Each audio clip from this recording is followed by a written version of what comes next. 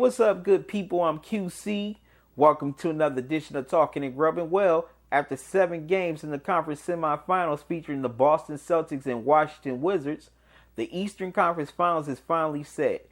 It'll be the Boston Celtics versus the defending NBA champion Cleveland Cavaliers. Let me give you a brief summary on both teams in the playoffs thus far. The Celtics have had battles in the first 2 rounds. They defeated the Chicago Bulls in 6 games after trailing 2-0. Then they turned around and defeated the Washington Wizards in 7 games, where the home team won all the games in that series. Isaiah Thomas has stepped up and become a beast. He's definitely putting his stamp on these playoffs, showing that he is a star. And I think the Celtics are using his sister's untimely death as their rallying cry. But also, there's been some young players for the Celtics that have stepped up in these playoffs, which I'm going to get into a little later. On the flip side, the Cavaliers have flipped the switch. After having that horrible second half of the season, the Cavs have definitely been game busters in these playoffs. They have improved defensively without sacrificing their high-powered offense. Like the Golden State Warriors, they're undefeated in these playoffs. They have swept their first 2 rounds. They beat Indiana 4 straight, despite the fact that all those games came down to the wire. Then they turned around, dominated the Toronto Raptors in their Eastern Conference Finals rematch 4 straight. LeBron has definitely been on a tear in these playoffs like we never seen before. He's averaged over 30 points in the game per game, in these playoffs. Now, despite the fact that his field goal percentage is not up, Kyrie Irving has made up for it with his assists. Now, let's get into the matchups. Start with point guard, which is going to be one of the most intriguing matchups in this series. Kyrie Irving versus Isaiah Thomas. As I just said, Isaiah Thomas has stepped up and become a beast in these playoffs. He's been very clutch. He's hit a bunch of clutch shots. He's also diving on the floor, getting loose balls, hustling, scrapping, getting a whole bunch of steals. Now, on the flip side with Kyrie, despite the fact his field goal percentage is not up, his assist totals have gone up. But do not underestimate his bad field goal percentage, because he can get hot and definitely score and take over a game, just like he did in Game 4, where he scored the last 11 points to seal the win for the Cavaliers. So I'm going to say this matchup is pretty even. Now on to shooting guard.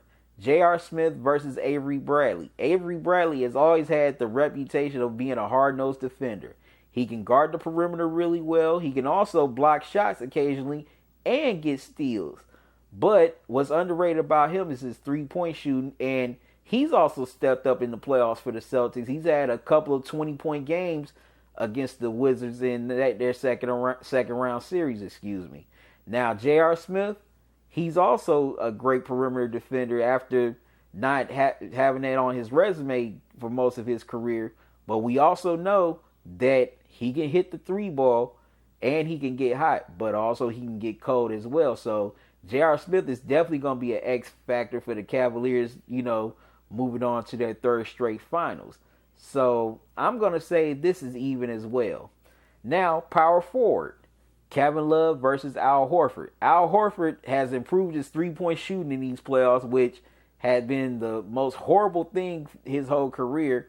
He's a poor man's Tim Duncan. He can distribute the ball like Duncan. He can also post, and he can hit that banker like Tim Duncan. But he's definitely come into his own in these playoffs, being a great running mate for Isaiah Thomas.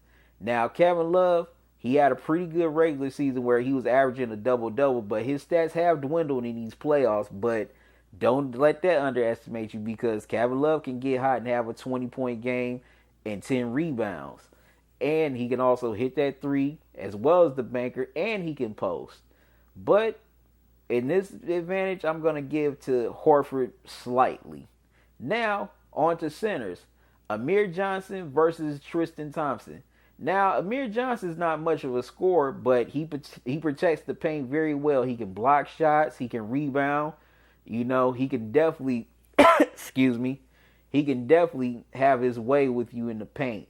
But he's not as good of a rebounder as Tristan Thompson. But on the flip side with Tristan, he's not a great scorer. But he can definitely keep possessions alive for the Cavs, to set up, their offense. Set up another play on offense, and sometimes he can occasionally hit that jumper. I wish he would hit a baby hook shot, but that's just me. So the advantage I'm going to give to Tristan due to his rebounding. And also, last but not least, as far as the starters, the matchup that you all want to see, LeBron James versus Jay Crowder. Now, Jay Crowder is hit or miss on offense. At home, he's a beast. On the road, he's horrible. And he can also hit the three occasionally, and he's also a freight train in the paint once he posts up and gets his shot. Now, he's no match for LeBron, who's, like I said, has been averaging 30-plus points per game in these playoffs.